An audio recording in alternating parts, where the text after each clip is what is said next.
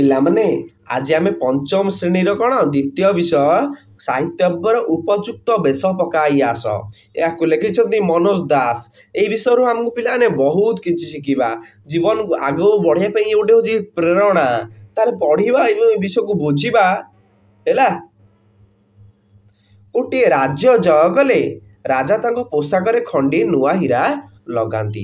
ପିଲାମାନେ ଗୋଟେ ଦେଶରେ ରାଜା ଥିଲେ, ସେ ଯେତେବେଳେ ଗୋଟେ ରାଜା ଯେତେବେଳେ କ'ଣ ଗୋଟେ ରାଜ୍ୟ ଅନ୍ୟ ଗୋଟେ ରାଜ୍ୟକୁ ଜୟ କରିବେ ତାଙ୍କ ପୋଷାକରେ ସେ ଗୋଟେ ହୀରା ଲଗାନ୍ତି।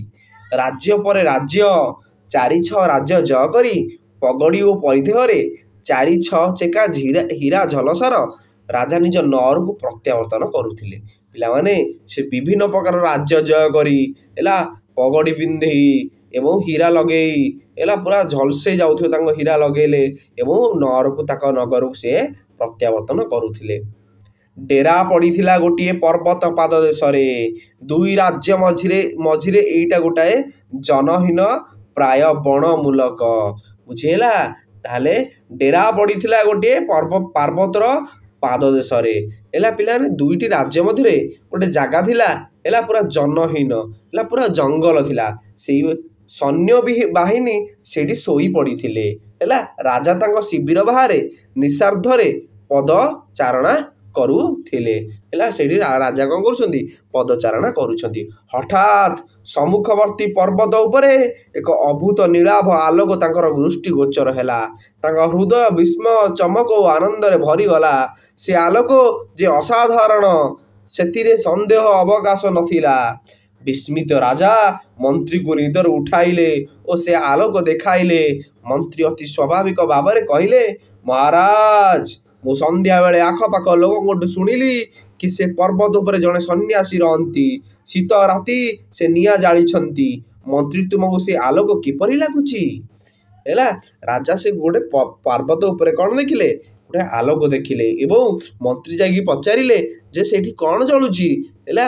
ସେଠି ଆଖପାଖ ଲୋକ କହିଲେ ସେଠି ଜଣେ ସନ୍ନ୍ୟାସୀ ରୁହନ୍ତି ଆଉ ସେଇଠି ସେ ସବୁଦିନ କ'ଣ ନିଆଁ ଜାଳନ୍ତି। ତାପରେ ରାଜା ମନ୍ତ୍ରୀକୁ କହୁଛନ୍ତି, ମନ୍ତ୍ରୀ, ତୁମକୁ ସେ ଆଲୋକ କିପରି ଲାଗୁଛି? ରାଜାଙ୍କ ପ୍ରଶ୍ନରେ ବିସ୍ମିତ ହୋଇ ମନ୍ତ୍ରୀ କହିଲେ, ମଣିମା, ଶୁଖିଲା କାଠପତ୍ର ଜଳିଲେ ନିଆଁ ଯେପରି ହେବା କଥା ଏହା ସେହିପରି। ତାପରେ ରାଜା କହିଲେ, ଆଚ୍ଛା, ଶୋଇବ ଯାଅ, କହିଲେ ରାଜା ତାଙ୍କୁ କହିଲେ।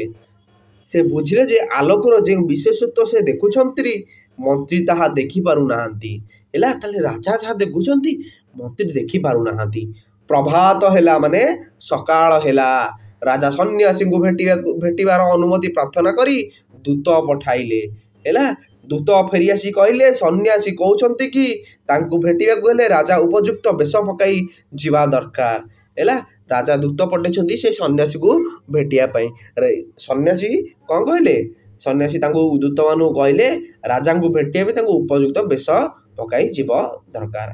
ରାଜା ତାପରେ କହୁଛନ୍ତି, ଅବଶ୍ୟ, କହି ରାଜା ତାଙ୍କର ରତ୍ନ ଖଚିତ ପୋଷାକ ଓ ପଗଡ଼ି ଲଗାଇ ବାହାରି ପଡ଼ିଲେ।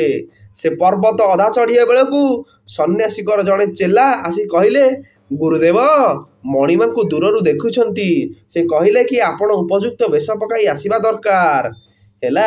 ତାହେଲେ ରାଜା ଯାଇଛନ୍ତି କ'ଣ ତାଙ୍କର ଯେଉଁ ପୋଷାକରେ ଯେଉଁଥିରେ ସେ ଜିତୁଥିଲେ ଏବଂ ଗୋଟେ ହୀରା ଲଗାଉଥିଲେ, କିନ୍ତୁ ତାଙ୍କର ସନ୍ନ୍ୟାସୀଙ୍କର ଜଣେ ଚେଲା ଆସି କହୁଛନ୍ତି ହେଲା ସେ ଆପଣଙ୍କୁ ଦୂରରୁ ଦେଖୁଛନ୍ତି, ଆପଣ ଉପଯୁକ୍ତ ବେଶ ପକାଇ ଆସିବା ଦରକାର, ଆପଣ ଉପଯୁକ୍ତ ବେଶ ପକାଇ ଆସିନାହାନ୍ତି। ରାଜା ନୀରବରେ ଶିବିରକୁ ଆସି ରତ୍ନ ପୋଷାକ ଉତାରି ଜଣେ ସାଧାରଣ ନାଗରିକର ପୋଷାକ ପିନ୍ଧିଲେ ଓ ନିଜକୁ ନିଜେ କହିଲେ, ବାସ୍ତବିକ ରାଜା ପୋଷାକରେ ସନ୍ନ୍ୟାସୀଙ୍କ ପାଖକୁ ଯିବାକୁ ବାହାରିବାଟା ବୋକାମି ଛଡ଼ା ଆଉ କ'ଣ ହେଲା। ରାଜା ପୁଣି ବାହାରିଲେ ଗୋଟେ ସାଧାରଣ ପୋଷାକରେ। ସେ ପର୍ବତ ଚଢ଼ିବାକୁ ଆରମ୍ଭ କରନ୍ତେ ପୁଣି ଜଣେ ଚେଲା ଆସି କହିଲା, ମହାରାଜ, ଗୁରୁଦେବ କହୁଛନ୍ତି କି ଆପଣ ଉପଯୁକ୍ତ ବେଶରେ ଆସନ୍ତୁ। ପୁଣି ହେଲା। ତାପରେ ରାଜା ପୁଣି ଯାଇଥିଲେ, ପୁଣି କହିଲେ ଉପଯୁକ୍ତ ବେଶ ପୋଷାକ ପିନ୍ଧି ଆସନ୍ତୁ। ସାଧାରଣ ପୋଷାକ ମଧ୍ୟ କାମ କଲା ନାହିଁ। ରାଜା ଅଗତ୍ୟ ତମ୍ବୁକୁ ଫେରିଲେ ଓ ଏଥର ଗେରୁଆ ଲୁଗାପଟା ଯୋଗାଡ଼ କରି ପିନ୍ଧି ପୁଣି ପର୍ବତ ଚଢ଼ିବାକୁ ଆରମ୍ଭ ଏଠି କଲେ ହେଲା। ପୁରା ଗେରୁଆ ମାନେ ଠାକୁରଙ୍କ ବେଶ ପୋଷାକ ଇଏ। ମହାରାଜ, ଗୁରୁଦେବ କହିଲେ କି ଆପଣ ଉପଯୁକ୍ତ ବେଶ ପକାଇ ଆସନ୍ତୁ। ତୃତୀୟ ଥର ଚେଲାଟି ମଧ୍ୟ ଆସିକି କହିଲା। ପୁଣି ଥର ତୃତୀୟ ଥର ରାଜା ସନ୍ନ୍ୟାସୀଙ୍କ ପାଖକୁ ଯିବାକୁ ଅସଫଳ ହେଲେ। ରାଜା କାନ୍ଦ କାନ୍ଦ ଦେଖାଗଲେ।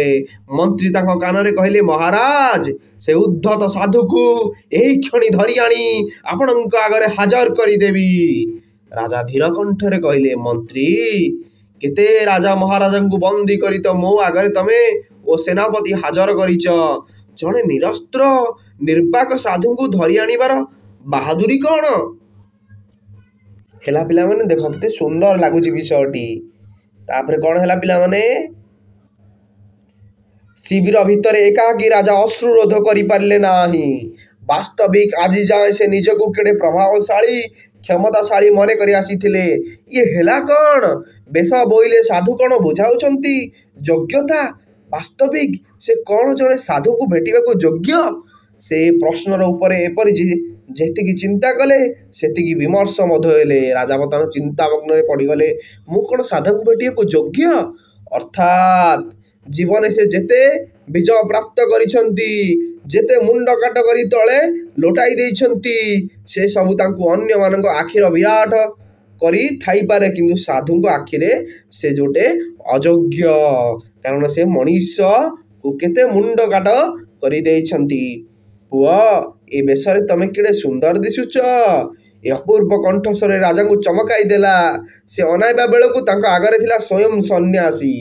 ହେଲା, ରାଜା ତାଙ୍କ ପାଦରେ ଲୋଟିଗଲେ। ସନ୍ନ୍ୟାସୀ ତାଙ୍କୁ ଉଠାଇ କୁଣ୍ଢାଇ ପକାଇ କହିଲେ, ହୃଦୟରେ ଏହିଭଳି ନମ୍ରତା ବୋଧଠୁ ଭଳି ସୁନ୍ଦର ସାଜ ଆଉ କିଛି ନାହିଁ। ସନ୍ନ୍ୟାସୀ କହୁଛନ୍ତି, ବେଶ ପୋଷାକରେ କିଛି ନାହିଁ, ହୃଦୟ ତମର ପବିତ୍ର ହେଇଗଲା ଏ କଥାଟା ଭାବି, ତେଣୁ ବର୍ତ୍ତମାନ ତମକୁ ମୁଁ ଦେଖା କରିବାକୁ ଆସିଗଲି। ତାପରେ